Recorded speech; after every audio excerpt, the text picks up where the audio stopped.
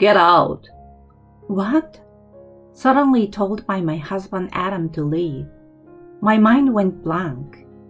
We got married shortly after finding out I was pregnant a few months ago. The birth is approaching, and I believed we'd soon be happily living together as a family of 3. But now, he's trying to kick me out of the house. Does he expect me, with no income, to survive on my own? Wasn't he looking forward to the arrival of our baby? As I struggled to accept reality, he delivered the final blow. Get out. Don't come back until I say you can. Wait a minute. This is so sudden. I don't understand. Just shut up and leave now. My husband, furious like I've never seen, yelled at me. Terrified by this new side of him, I fled the house. I'm Jane, 28 years old. I studied design at the technical college and got a job at a production company after graduation. Our company gets requests for designs, illustrations, company logos, and brochures. That's where I met my husband Adam. He worked for a fairly large company and came to us for a brochure design. I was assigned to his project, and we had several meetings to ensure everything was done right. At first, it was all business talk, but gradually, we began sharing personal stories. Discovering we both enjoyed movies, we started meeting outside of work. About a year after we met, we began dating. We just celebrated our 2nd anniversary. While eating our anniversary cake, I brought up something important. Hey Adam, I have something important to tell you today. What? You look so serious. You're scaring me. It's not bad news. Phew, okay then. So what's the important news? Well, actually, I pulled an ultrasound photo from an envelope and showed it to him. Seeing it, he widened his eyes and murmured, Is this what I think it is? Yes, I'm pregnant with our baby. Are you serious? No way! Wow! I'm so happy. But why am I tearing up? Don't cry. If you cry, then I will. Oh man, I'm really happy. Thank you. I promise to make you happy. Thank you, Adam. I want to be happy with you and our baby. That's how we decided to go from lovers to spouses. But there was one problem. Adam's mother, Holly, didn't approve of our marriage. When we went to his parents' house to announce the pregnancy and our marriage, his father, Derek, smiled happily. But Holly glared at me and accused me. You seduced my son. What are you playing at? I don't seduce him. You're just after his money because he works at a good company, aren't you? No, I genuinely love him. I wonder about that. You're just a technical college graduate. Don't get too comfortable with my son. I felt completely invalidated and couldn't hold back my tears. Derek tried to intervene, but Holly showed no sign of remorse. In the midst of this, Adam yelled louder than anyone. Mom, enough! Why are you angry, Adam? I'm doing this for you. If you're thinking of me, then don't badmouth the person I chose. Jane is talented and doing great at her company. You don't need to defend her. You can do so much better than her. Jane is the most important person to me. She doesn't deserve your insults. Adam. Holly looked tearful. She adored him and seems to fluctuate with every word he said. Despite her opposition, we collected our paperwork and registered our marriage the following month. We officially started our married life 4 months into the pregnancy. Holly's words had hurt me, but we managed to get through it. I thought we would support each other going forward, but at that time, I didn't realize a huge storm was approaching our marriage. I noticed it around the 5th month of my pregnancy. My company has a policy for early maternity leave, especially since the CEO is a woman who prioritizes health during pregnancy. After I announced my pregnancy, they encouraged me to take maternity leave early. Grateful for my colleagues' kindness, I started my leave in the 5th month. Every heartbeat and ultrasound movement filled me with incredible love. I truly understand the preciousness of having a child with the person I love. Now on maternity leave, I plan to take it easy for the baby. I dreamed of going places with Adam and our baby. While showing him the ultrasound, we made plans for the future. Hey, where should we take our baby once they are born? Well, how about we all go to the aquarium we love? I was truly happy seeing my husband talk excitedly about it. Then, a few days later, while I was taking it easy and doing housework, the doorbell rang.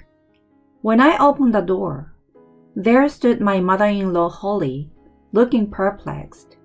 "Oh, hi, Holly." She frowned at my calling her name. "Don't call me by my first name so casually.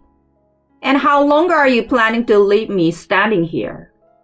"Oh, sorry. Please come in." "You are quite disrespectful to your mother-in-law." She rudely kicked off her shoes and burst into the living room, sitting on the sofa with a sigh. "You weren't sleeping, were you?"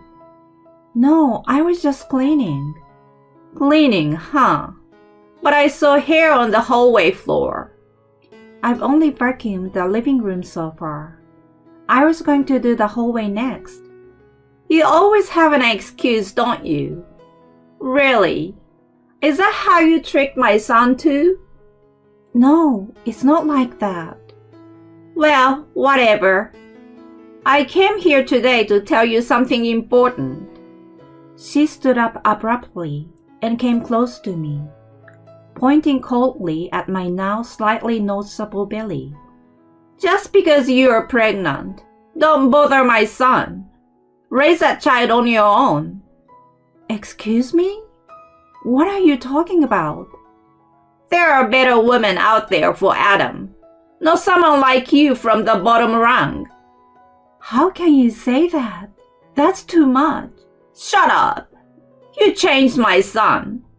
He used to be such a good boy, but you made him strange. Divorce him." She threw holy water on me, shouting, "Demon!" while splashing it. I was beyond keeping my composure. Why? Why does this have to be happen to me? I just want to be happy with Adam and our baby. She seemed satisfied seeing me soaked in holy water and left soon after. Meanwhile, I felt completely broken. I should tell Adam about this, but I was too ashamed to admit how much his mother hated me. The next day, letters started arriving daily for Adam. At first, he didn't pay much attention, but recently, he has been frowning as he read them. One day, after reading a letter, he crumpled it and trembled. Concerned, I cautiously asked him, "Hey, you have been getting letters recently without a sender." It doesn't concern you. Why are you speaking to me like that? Just drop it. It's my mail, not yours. Sorry. After that day, his attitude became colder. He used to come home on time, but now he's late. On weekends, he used to go out with me, but now he goes out alone. Whenever I ask what he's doing, he just says, "It's none of your business. Don't worry about it." Even when I told him our baby was a girl, he briefly smiled, but then quickly went back to being expressionless. Can we really continue like this after the baby is born? That thought tightened its grip on my heart. As my pregnancy moved into the later stages, and the due date was 3 months away, Adam came home early one day, looking gloomier than ever. The air was so heavy, I struggled to speak, but knowing something serious was up, I forced myself to ask, "Adam, is something wrong?" He wouldn't look at me. Then, in a shocking cold voice, he said something I will never forget. "Get out!" What? His abrupt words left me completely stunned. I was about to give birth, yet he's asking me to leave? The reality that I was being thrown out of my home was inescapable. He really wants me, with no income, to survive on my own? Wasn't he excited for our baby's arrival? As I couldn't comprehend this, he delivered the final blow. "Get out! Don't come back until I say you can." Wait a minute. This is so sudden, I don't understand. "Just shut up and leave now." Terrified my yelling husband, my legs shook. Not knowing what to do, I quickly packed some things and called my father. He said he would come to pick me up, and I decided to take refuge at my parents' house for a while. That's how I left the house, as if fleeing. The following days were tough. Adam wouldn't reply to my messages or calls. My father apparently talked to him once, but he was vague about the conversation. Why could my father talk to him, but not me? I couldn't stop crying from the shock. The next month, while cooking with my mom, the doorbell rang. My dad unusually answered it, so I continued cooking. Then, he called my mom and me into the living room. There stood Adam and Holly. "Adam, it's been a while." "Jane, have you been okay?" "How could I be okay? You've been ignoring all my calls and messages. What have you been doing? Why? I couldn't suppress my questions and ended up speaking harshly. My pent-up anger and sadness had definitely reached a peak. Adam lowered his head, his voice trembling as if he were crying. "Jane, I'm really sorry. I had no other way to do this without telling you anything." "What do you mean? I don't understand what you're apologizing for." "I didn't want to do this either, but this was the only way to protect you." "Protect me?" I asked back immediately, not understanding what he meant. He nodded slightly and began to explain. "My being cold to you and sending you back to your parents was all to protect you." "That still doesn't make any sense to me." "Do you remember the letters I was receiving?" "Yes, I remember. The ones you never showed me, no matter how many times I asked." "Right. I brought them today."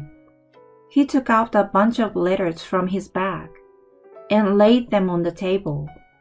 Reading the words in the letters, I was speechless. "Divorce your wife. If you don't, your wife will be harmed. Do you care what happens to the child?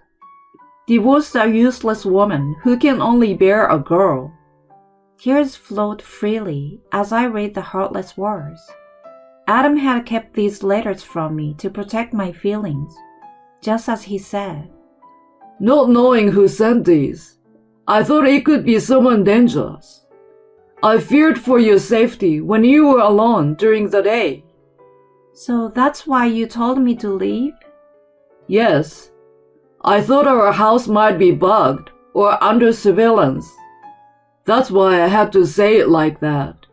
I'm really sorry." "Adam."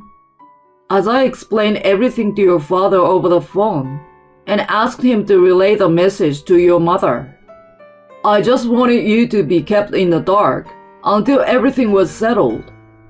Why? Why did you have to bear this alone? Then he showed a troubled smile and spoke tearfully. Because you're kind but stubborn. If I told you everything, I knew you'd say, I'm fine, I want to stay with you, and refuse to go to your parents. Well, I knew you'd insist on facing this together. my parents nodded in agreement. I then asked about something that had been bothering me. Adam, why did you bring your mother here? The atmosphere froze with my question. Adam, trembling, confessed. The sender of the letters was actually my mom.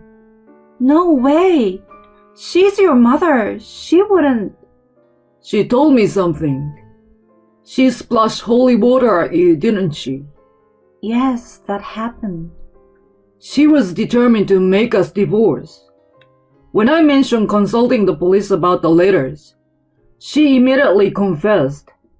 That's unbelievable. Holly, pale-faced and downcast, winced when I called her name. She then glared at me and yelled, "It's all your fault! My son hates me because of you!" Holly, if it weren't for you, Adam would still be with me. Overwhelmed, she screamed in distress, leaving my parents and me speechless. Adam, remaining composed, firmly grabbed her arm and spoke sternly. Enough already! How much trouble do you need to cause? You promised to apologize today, coming here. But she took you away from me, from your mother. Nonsense! You have no right to call yourself a mother after sending those criminal letters. I won't let you meet our child, and I won't see you again. Our relationship ends today. Stay out of our lives. No! Adam, please forgive me. She broke down in tears. I felt no sympathy, only pity for her. Later, her husband Derek forcefully took her home. It seems he is now considering divorce. Adam and I are suing her for the letters. Having only worked part-time before, she's struggling with multiple jobs to pay the compensation. As for me, I recently gave birth to a healthy baby girl. Keeping up with her rapid growth is my sole focus. Hoping her future is filled with light, we named her Lucy. She will have many experiences as she grows. As parents, Adam and I will support her as much as we can. That's our plan for now.